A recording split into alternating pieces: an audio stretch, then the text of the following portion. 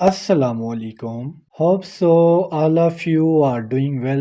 आज की इस वीडियो में इंशाल्लाह हम Pakistan navy sailor test preparation MCQs के पार्ट नंबर 4 को डिटेल के साथ कवर करेंगे। चले आइए अपने वीडियो को स्टार्ट करते हैं।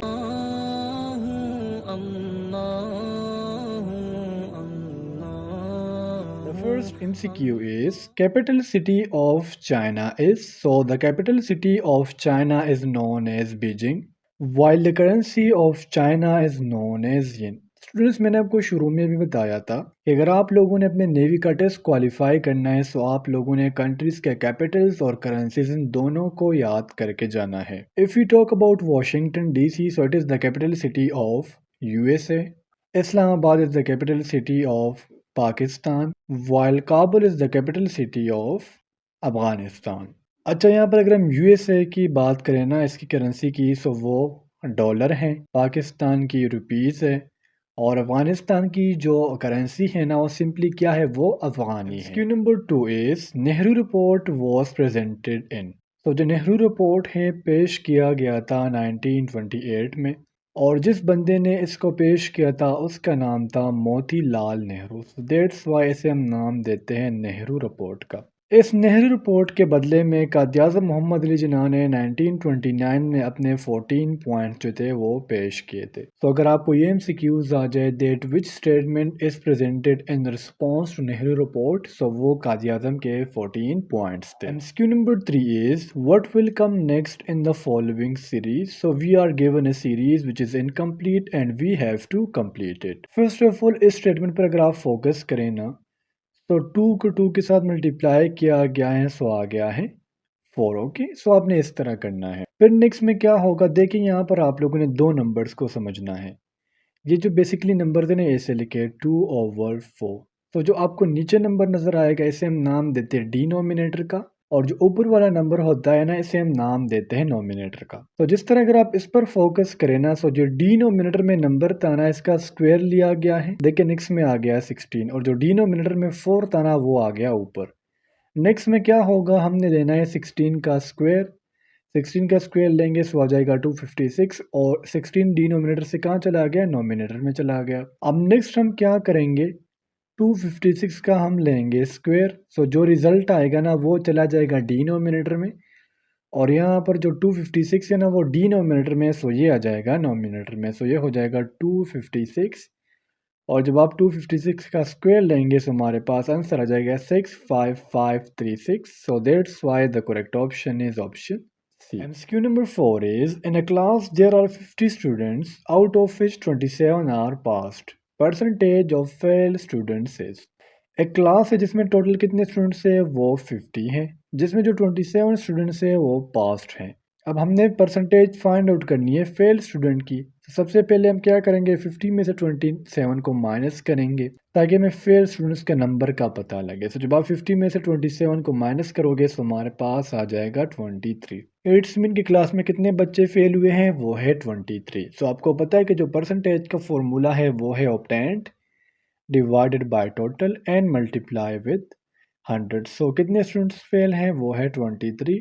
टोटल कितने स्टूडेंट्स थे, वो थे 50, और इसको मल्टीप्लाई कर ले 100 के साथ। तो जब आप 23 को 50 से डिवाइड करोगे तो हमारे पास आ जाएगा 0.46, और जब हम 0.46 को 100 के साथ मल्टीप्लाई करेंगे तो हमारे पास आंसर आ जाएगा 46%। MCQ number 5 is mass per unit volume is called। So mass per unit volume is called density।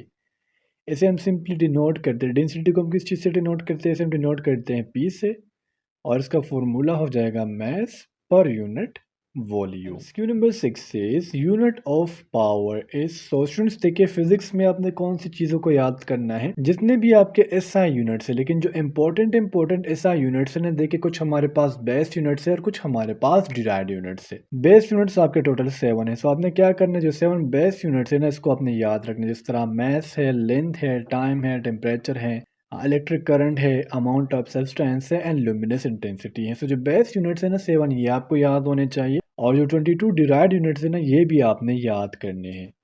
अगर हम यहाँ पर पावर की यूनिट की बात करें तो वो है वोट, जॉल जो है ना ये एसआई यूनिट है work as well as energy. Hertz is the SI unit of frequency while Siemens is the SI unit of electrical conductance. MCQ number 7 is antonym of denses. So antonym किसे कहते हैं? Antonym होते हैं मुतज़ाद अल्फाज, ठीक है नहीं, जो अपोजिट हो। सपोज कर अगर मैं कहूँ डे तो आप कहेंगे नाइट, तो ये क्या है? ये अपोजिट अल्फाज है। डेंस कहते हैं गाढ़े को या फिर थिक को। And here the correct antonym for dense is known as thin.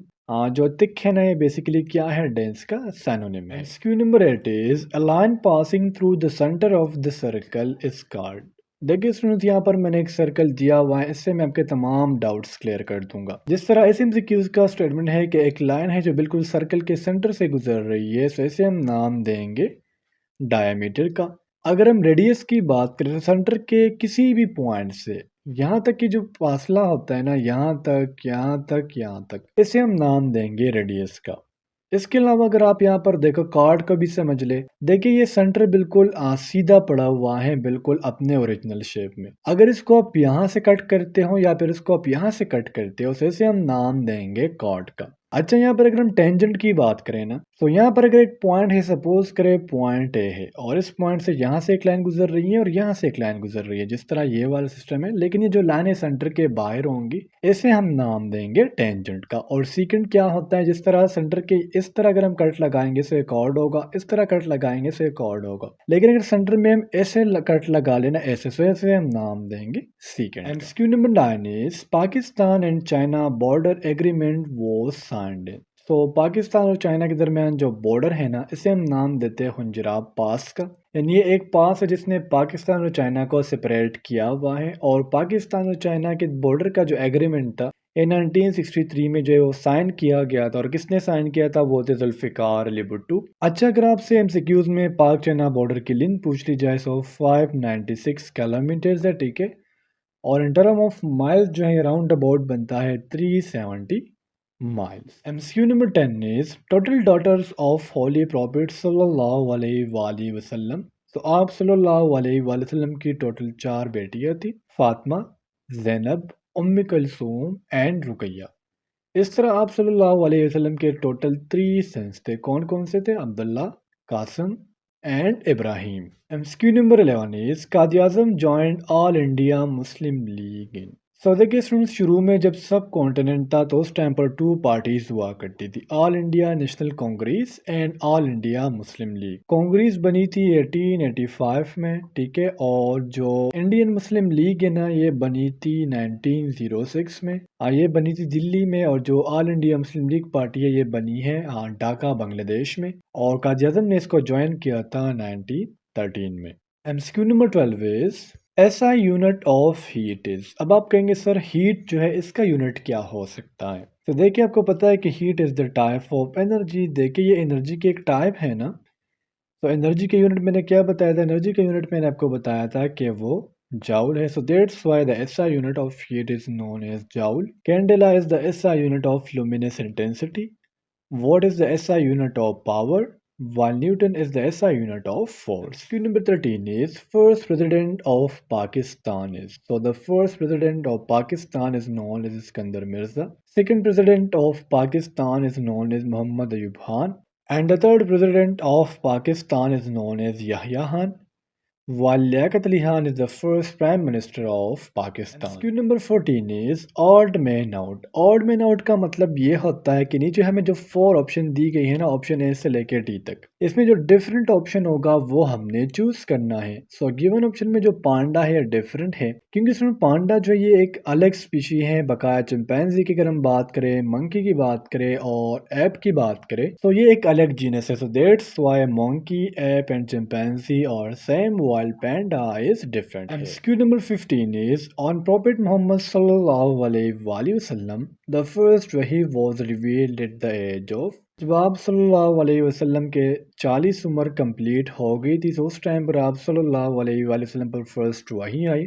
First वही कौन लेके आए वो थे जिब्रील अलैहिस्सलाम, और फर्स्ट वही में कितने आयात थे वो थे 5 वर्सेस। इक़रा बिस्मि रब्बिकल्लज़ी खलक़। इसके जो फर्स्ट 5 वर्सेस है ना ये पहली वही में जो है वो नाजिल हुए थे, और कुरान मजीद का जो नुज़ूल है राउंड अबाउट 23 ईयर्स में कंप्लीट स्टूडेंट्स ये थे आप लोगों के आज के नेवी के एमसीक्यूज। होप सो आपको तमाम एमसीक्यूज क्लियर हुए होंगे। नेक्स्ट वीडियो में मिलते हैं।